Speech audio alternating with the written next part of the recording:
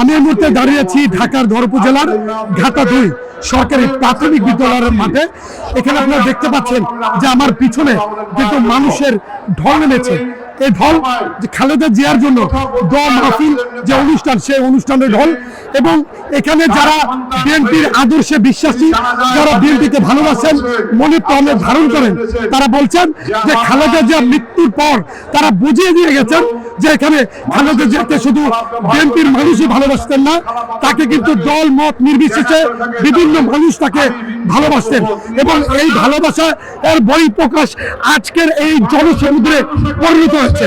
এখানে অনেকের সাথে কথা বলেছি, তারা আমাকে যেমনটা জানিয়েছেন যে এখানের যে বিএনপির যে নেতৃবৃন্দ রয়েছেন এবং এখানে যে অন্যান্য যারা নেতাকর্মী রয়েছেন এবং এখানে তাদের যে নেতাকর্মী, তারা বলছেন যে খালেদা জিয়া শুধুমাত্র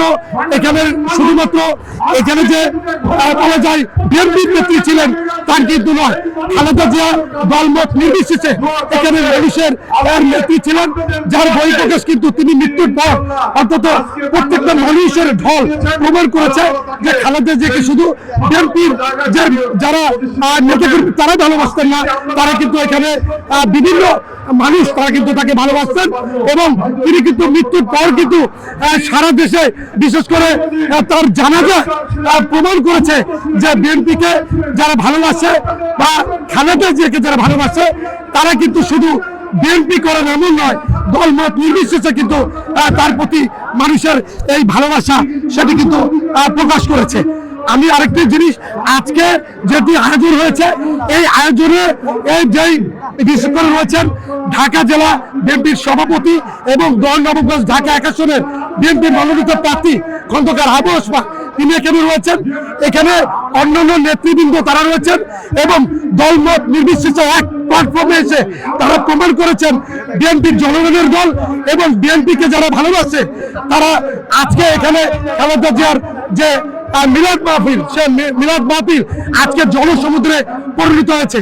এখানে বিশেষ করে যে আজকের যে আয়োজনে তানভীর আহমেদ সালু তিনি রয়েছেন, এখানে সাবেক যিনি চেয়ারম্যান রয়েছেন নুর ইসলাম তিনি রয়েছেন এবং আমরা দেখতে পাচ্ছি এখানে জনি শিকদার তিনি রয়েছেন শিল্পপতি, পাশাপাশি এখানে শাহিন খন্দকার মাহমুদ তিনি রয়েছেন এবং বিএনপির অন্যান্য যারা নেতৃবৃন্দ তারা এখানে রয়েছেন।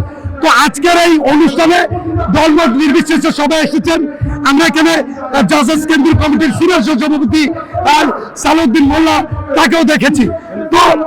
তো আজকের যেই যারা দেখছেন তারা কিন্তু আজকে শুধু বিএনপিরই নন, এখানে দলমত নির্বিশেষে আজকে খালেদা জিয়ার দোয়া মাহফিলে এক প্ল্যাটফর্মে সবাই উপস্থিত হয়েছেন এবং আজকে এই অনুষ্ঠান জনসমুদ্রে পরিণত হয়েছে। নেতৃবৃন্দরা বলছেন যে আজকের এই অনুষ্ঠান থেকে আগামী দিনে যে নির্বাচন, সে নির্বাচনে বিএনপিকে তারা শুধু ভোটই দেবেন না, আগামী দিনে বিএনপিকে ভোট দিয়ে ক্ষমতা এনে জনগণের ম্যান্ডেট নিয়ে ক্ষমতা এনে আগামী দিনে বাংলাদেশ জাতীয়তাবাদী দল এখান থেকে বিশেষ করে যে বলা যায় যে খালেদা জিয়াকে যারা ভালোবাসে তারা আগামী দিনে শুধু তাকে ভালোবেসে তার দলকে ক্ষমতা এনে প্রমাণ করে দিবেন যে বাংলাদেশে জাতীয়তাবাদী দলের মধ্য দিয়েই কিন্তু এই বিশেষ করে রাষ্ট্র ক্ষমতায় বিএনপি আসবে, এমনটা বলছেন। তো আমার কাছে ঢাকা 10 উপজেলার ঘাটা 2 সরকারি প্রাথমিক বিদ্যালয় থেকে খালেদা জিয়ার জন্য মিলাদ মাহফিল অনুষ্ঠানের সর্বশেষ ছিল।